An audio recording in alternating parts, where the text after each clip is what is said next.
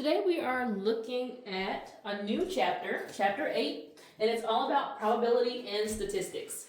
So our first section, 8.1, is just an introduction to probability. So we've done probability in previous math classes, or you've seen it before, maybe even heard people speak in terms of probability, but we're going to get a better understanding of it in this section and in this chapter. So first off, let's talk about the definitions that we'll need.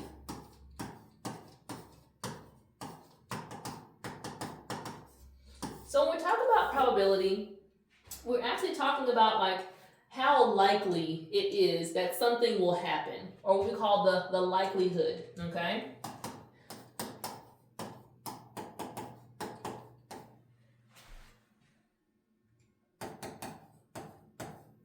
The likelihood of an event, a specific thing to take place, okay? So we talk about like if you're flipping a coin, and we're talking about the probability of getting a heads versus tails, right? Well, the probability or the likelihood of getting the heads versus the tails would be a 1 out of 2 situation. You got one possible event that could happen, or one opportunity to get heads, because the coin only has 2 options, right? One of them is heads, the other one is tails. So we have 1 compared to the 2 possible outcomes, heads and tails together, right? So just in general, probability is the likelihood of an event. Let's see. A term we haven't used as often is sample space.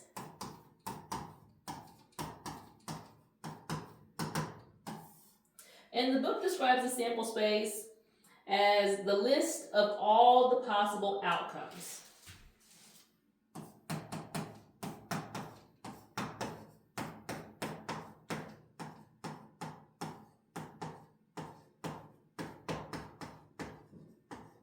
Now this can be a very small list for something like, flipping a coin where it's just heads, tails. You've only got 2 possible outcomes versus if you were, flipping, 100 pennies, right? Well, each penny has a possibility of 2, but then you've got 100 of those pennies. So there could be a lot within that sample space to list out possible outcomes. Another term, when we talk about an event, so don't think about an event as always just one thing. So I want to include it in our list of terms also. That an event is a group, it could be one thing or it could be more than one thing, of a specific set of outcomes, all right? So one or more, sorry, let me put a group in there. Let me put the word group. Your book uses group. It is a group of one or more outcomes.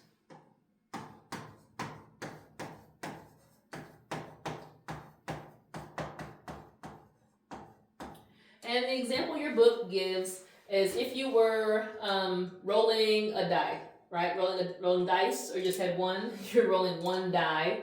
And there's 6 possible outcomes on there, right? There's 6 faces on a die. But we wanted to talk about the probability of getting an even number when you roll that die. Well, out of those 6 possible outcomes, there are 3 of them that are even, right? So the events that we're talking about wouldn't just be one possibility. There are 3 possibilities. It could be 2, 4, or 6. So that's an event. It could be one outcome, like flipping a head versus a tail, or it could be more than one, where you're talking about like rolling an even number on a die. Okie dokie. So the way to write this, or the notation,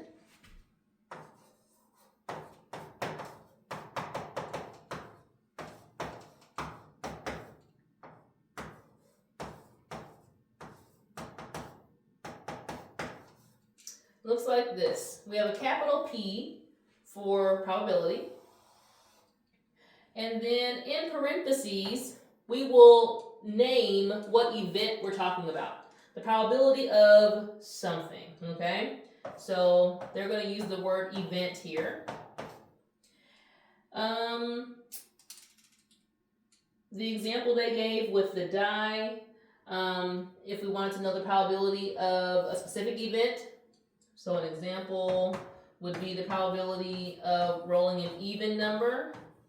In that case, it would be 3 out of 6. There were 3 even numbers, 2, 4, and 6, out of the 6 possible faces, which could then reduce to a probability of 1 to 2, or 1 out of 2.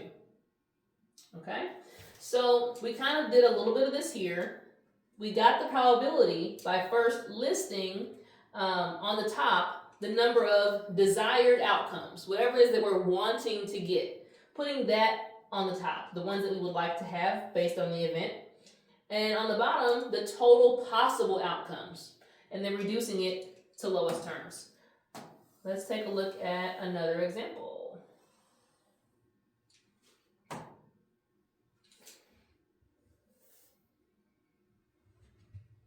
Oh, let's go ahead and put that in here. Probability of a single event.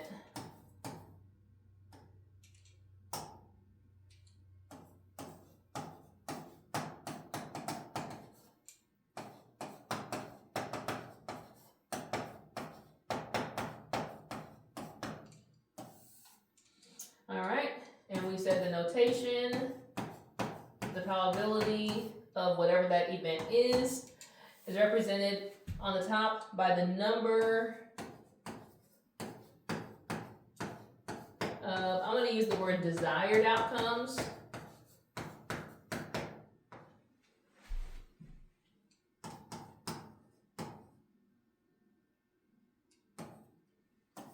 Your book uses the term, the outcomes that satisfy the event. And on the bottom, it's the total possible outcomes.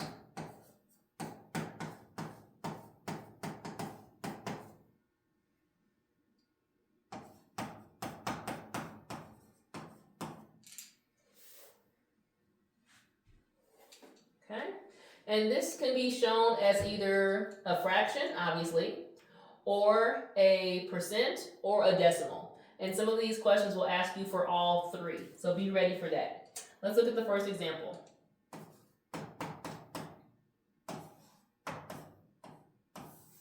Example 8.1 on page 365. Jerry has a bag of colored candy that contains 3 red, 1 orange, 4 yellow, 5 green, 2 blue, and 5 purple candies.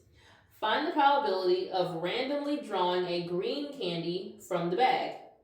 And then express the probability as a reduced fraction, a decimal rounded to the nearest hundredth place, and as a whole percent.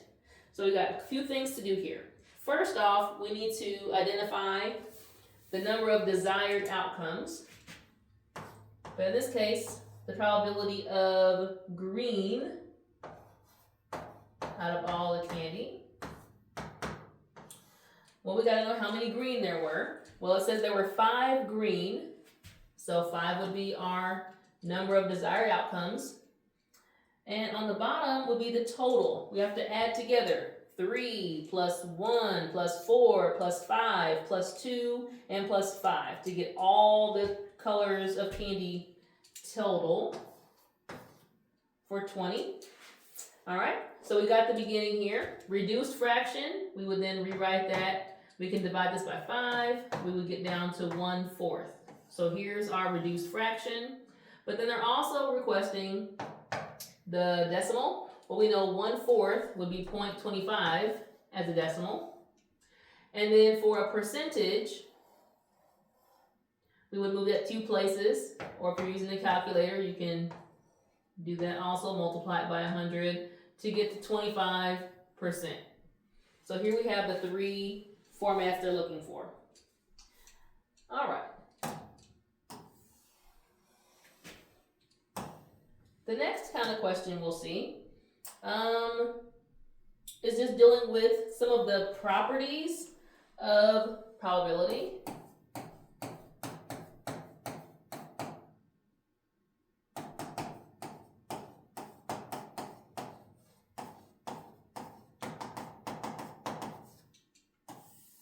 And so what we mean are that there's certain limits to what actually can be considered a probability. All right.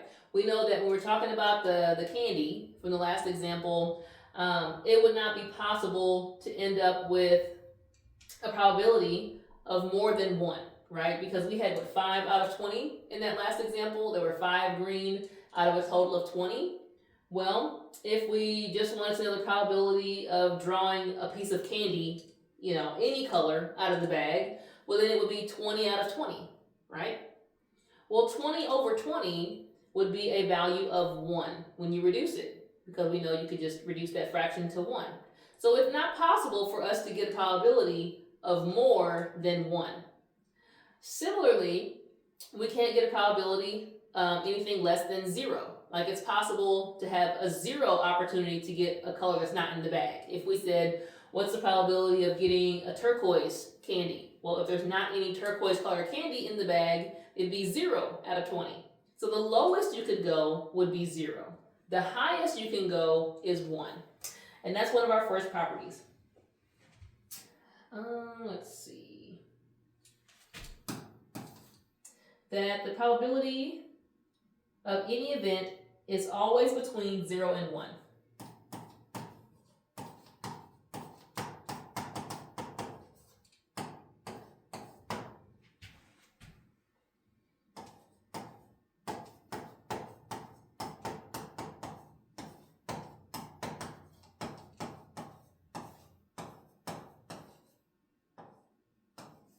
Okay, the lowest would be 0, the highest would be 1 for any event. The second thing is that if you were to add up all the probabilities, let's say we were adding up the probability for each color of candy in the previous example, the total we would expect should end up as a total of 1, right? That we would expect he had, 5 out of 20, plus 3 out of 20, plus 1 out of 20, plus 4 out of 20, another 5 out of 20, another 2 out of 20. If we were to add all those up, we would expect to get 20 20ths, right? So we expect that when you add up all the probabilities for a particular sample space, we would get a value of 1, okay? So the sum of the probabilities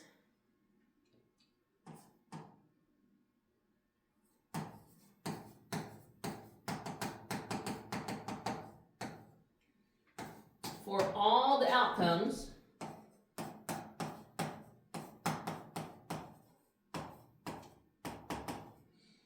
in a sample space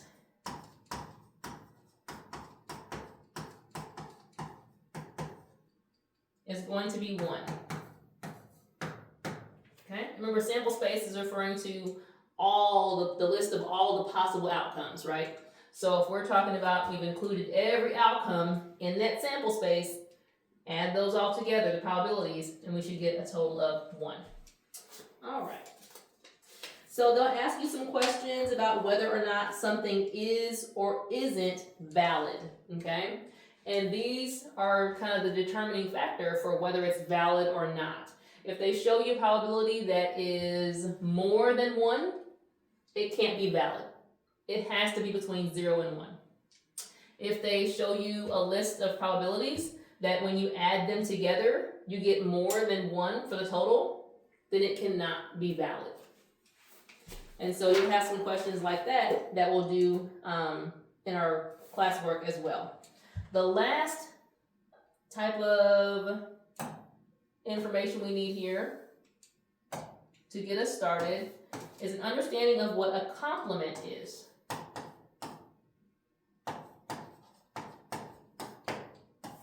Okay?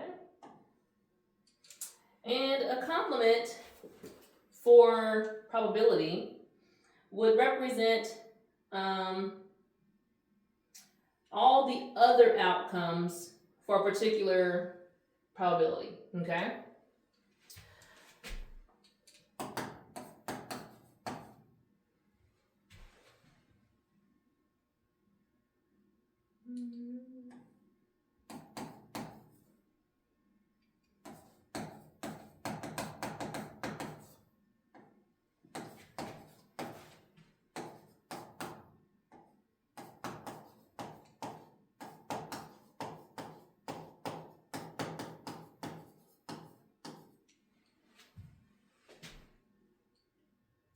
Making sure I'm wording this right.